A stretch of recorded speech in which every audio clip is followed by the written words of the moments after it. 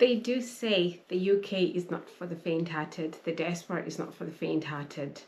Oh, well, it took me to see with my own eyes for me to attest to it.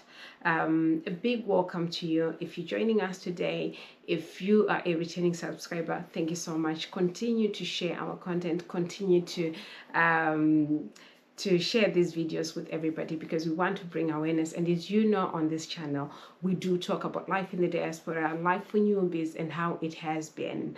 If you do not know me, I'm Florence, and I just moved to the UK 2 years ago, and as such I've been sharing my experience so far as a healthcare assistant in the UK, as a newbie in the UK.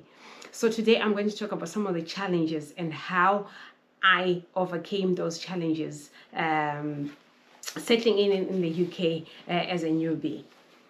One of the first things that I want to talk about was the culture shock. Honestly, that was a huge difference, because I'm from Zimbabwe, and coming to the UK was a huge eye-opener. And probably I could have gone back home in the first 3 months, but then there has been a few things that I did and that helped me survive maybe this far. So that's what I'm going to share with you all today. One of the things that really shocked me when I came to the UK is how much somebody had to pay for bills. Literally, you could actually see your whole salary just go down the drain in terms of bills. Maybe I'll give a bit of a rundown of the bills that we had to pay in the UK, or that we do pay in the UK. These vary from rentals to council tax to your insurance, your road tax if you're a driver. So there's a lot that we that's different from how we were used to living in Africa. And honestly, for you to see nearly 80%, 90% of your salary go down the drain, you'd think maybe this is not for me. But then I think it took us time for us to really adjust and understand, okay, this is how it is in this country. This is how it is in the diaspora. Definitely, you cannot live for free. You got to pay the bills. So it took us a bit of adjusting in terms of how we live, how we spend, and the way we view money, and maybe the way we behave around money had to change. So because I'm a family person, I've got a husband and children, it took us literally having to sit down and say, okay, what is it that we want financially? What is it that we want for our future, and how best can we save? So this can vary from individual to individual depending on your circumstances. But in the long run, I would say definitely you begin to adjust, you begin, okay, to get used to those bills, and then you can survive. That's why it's been 2 years now that we've been in the country, and we are sort of now starting to settle in. But it did really shake us a little bit when we came to the UK. One of the things as well that I want to talk about that really nearly made us think, okay, I think it's not for us, or I think it's time we go back home, was that the work culture. The fact that you literally have to work in this country for you to afford to live in the country, for you to afford a certain lifestyle, for you to afford to even just exist in this country. Of course, having lived my whole life in Zimbabwe, having lived my whole life in Africa, it was a bit of a shock, because where I used to live, you always know, okay, I can actually visit my parents, and then I have mealie meal, I can have vegetables, I can visit my in-laws, and then we can have meat. But here in this country, you literally have to work for you to eat, you have to work for you to survive. So for us, I think I've shared with some of you before the fact that I used to work a 9-to-5 job. And coming to this country, for us to make ends meet, we had to actually now begin to pick extra shifts, extra hours.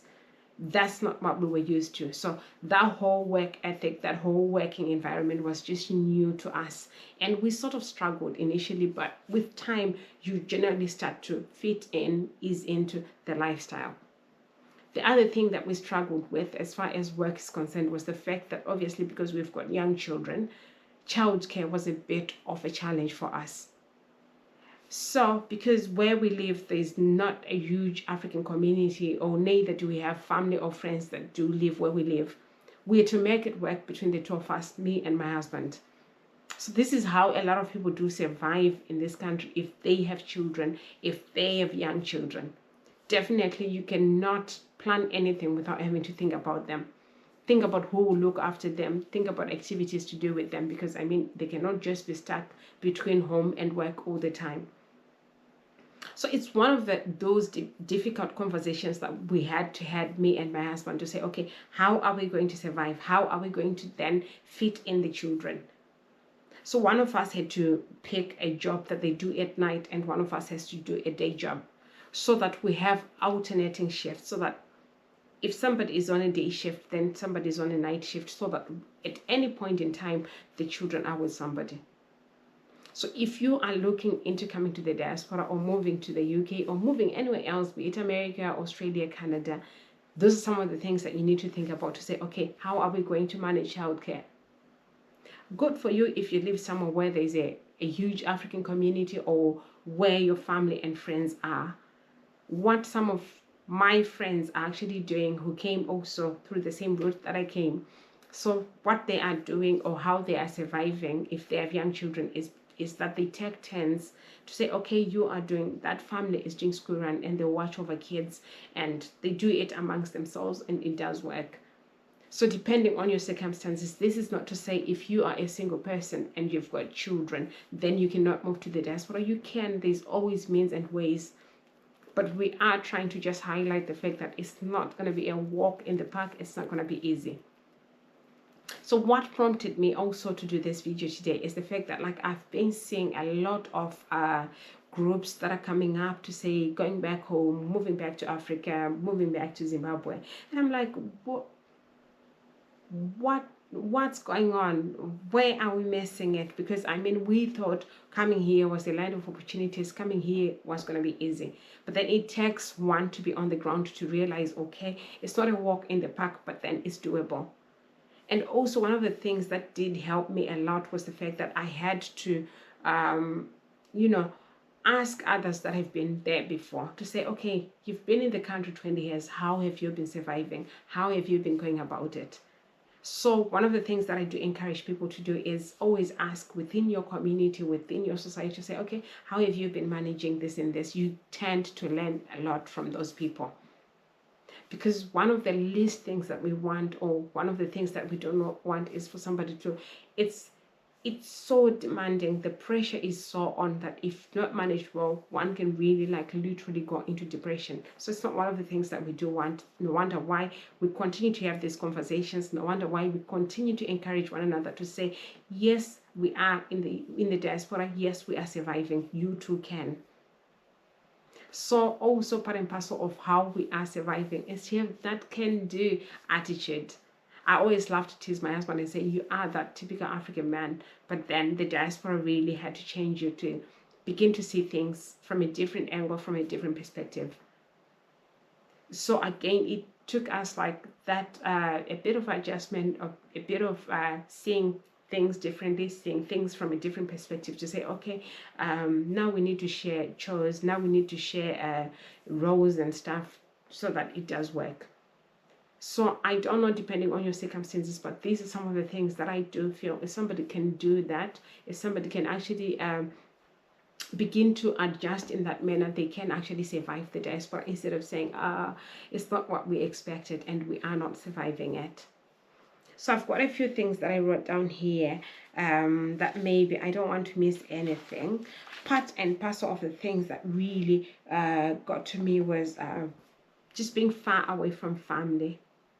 Really, I've always grown around family, and a lot of people, not just me, but a lot of people do struggle when they are away from their families.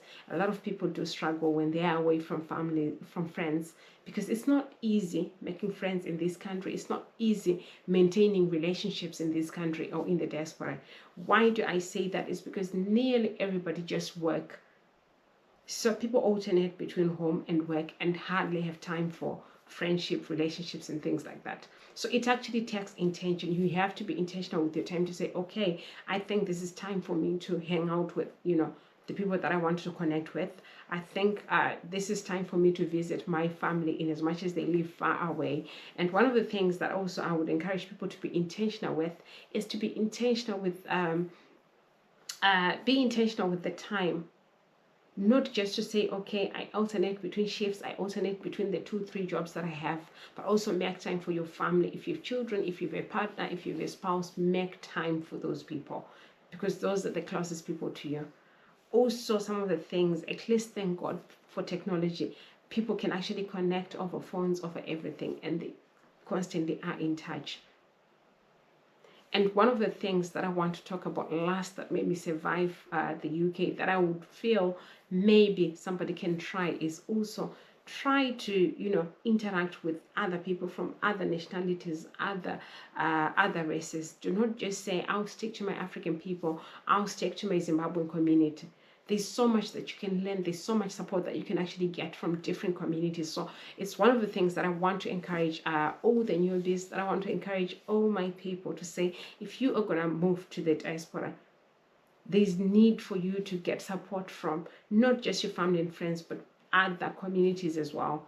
And speaking up is one of the things that I do encourage people to do. If you are struggling with anything, be it financial, be it emotional, just speak to somebody, find somebody that you can open up to and that you can share with. Because it can literally be draining. It can actually throw you off balance. So it's actually one of the things that I do encourage people to do, because that's what I did and I managed to survive the diaspora. So guys, that's all I had today, and I do hope to see you in our next video. Thank you.